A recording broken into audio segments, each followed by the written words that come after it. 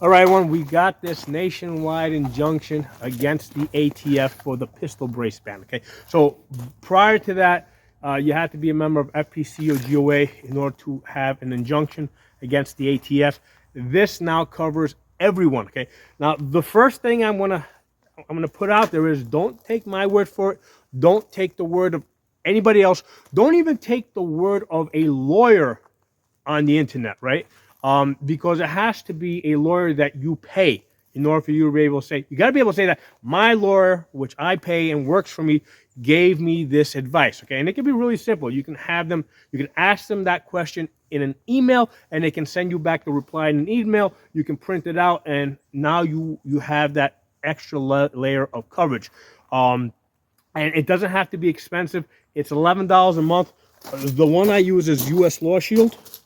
Okay, and the reason why I use them, it's cheap, especially for something like this, very basic, right? $10.95 monthly, and then with this promo code, okay, depending on your state, you get some freebie. It can either be 1 extra month, 2 extra months, or they take $20 off. So the promo code is Poconoshooting. You have to sign up through the website uslawshield.com. Okay, so you definitely want to get this in writing from a lawyer that you pay something to, right? There has to be a payment so that you can say that, hey, this lawyer works for me, and they gave me legal advice. Okay, so now that aside, okay, let's talk about what this injunction means for us. Okay, well, here's the thing, man. First of all, you guys, you can see I don't have a braced pistol out here, right? Even though I've already been covered through the FPC injunction, you haven't seen me doing any videos with pistol braces,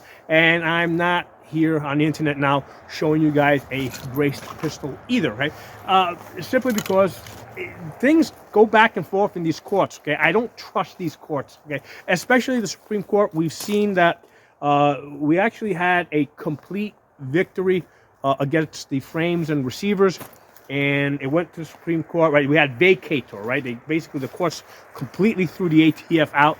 It went to the Supreme Court, and the Supreme Court reversed a complete victory and said, "No, you got to basically run through the whole process." Okay, so for that reason, you're not going to see me, showing braced pistols on the internet.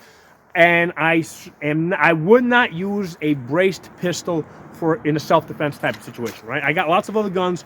I will use something else that is not in the legal spotlight. Okay, so that's my advice to you guys, right? I know I know that braced pistols are very popular as truck guns. I mean, me personally, I don't recommend it. Use some other gun. Okay, that's my personal recommendation. Even though it is legal and you're covered, you know what? Like I said, things might change a week from now or 2 weeks from now, and maybe you don't hear about it. Okay, so that's my personal advice out there. And now people might say, well, what's the point of this injunction if I can't use it for self-defense? Well, from my perspective, we're not just trying to win on this one issue, okay? We're trying to protect the Second Amendment, okay? This is a tool that we're using to basically push back the government from infringing on our rights, okay? So for me personally, it's not about winning this one case or winning the bump stocks or winning the frames and receivers. This is about preserving our Second Amendment rights, making sure that we don't give up even 1 inch of our freedoms. Okay, so even though we have this injunction now, to me this is it's almost a temporary victory, right? In fact, the injunction itself is temporary. Okay, the next step would be for us to try and get a permanent injunction.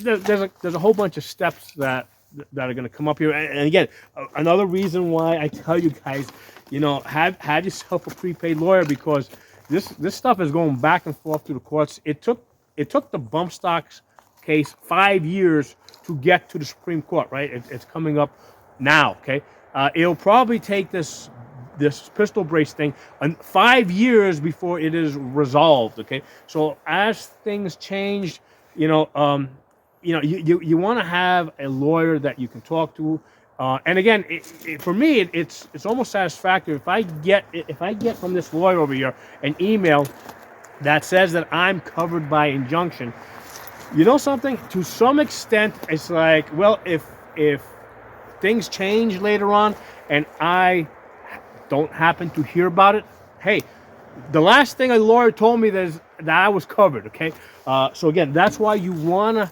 even if you sign up with these guys for just 1 month and cancel it, okay, you've got it in writing, which is the reason why I'm recommending it to you guys. And in some states, with this promo code, they waive the $20 sign-up fee, right? And then they also give you the first month for free. In some states, they give you 2 months for free. In which case, it costs you absolutely nothing with this promo code, okay, to get in writing from a lawyer that you are covered by this, by this injunction. Okay.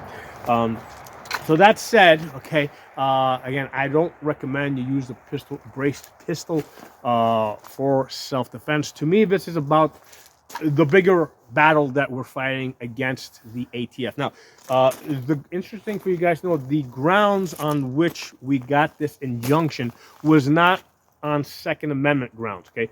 The grounds that we got this injunction on is that it was on the Administrative Rules Act. Basically, the ATF originally said that they had this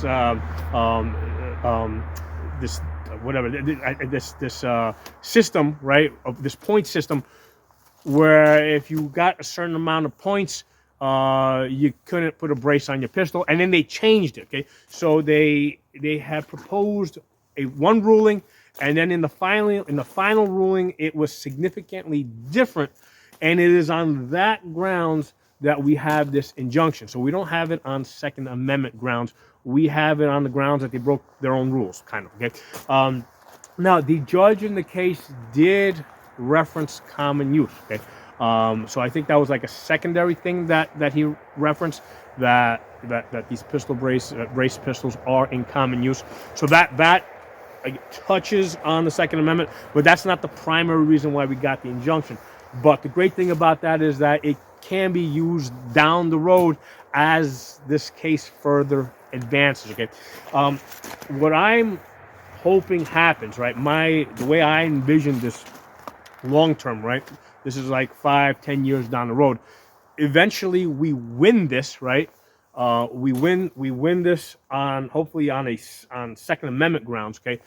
And then we come back and then we start fighting against the NFA, right?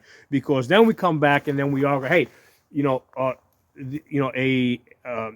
a short barrel rifle, okay, is very similar to a braced pistol, and since the braced pistols are legal, the short barrel rifles are also covered by the Second Amendment. Okay, so that's the primary reason why I want a victory with this pistol brace ban, because that opens up the road to attacking the NFA itself. Okay, so again, looking at the bigger picture here, so that's why I tell you guys, even though we have the injunction, I don't rush out and and necessarily make this your primary self-defense gun, right? A braced pistol.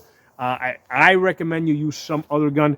The more important thing here is in the long term, we want to fight the NFA itself. Okay, so my thoughts on that. Let me know what you guys think. Drop the comments below. I'll talk to you all soon.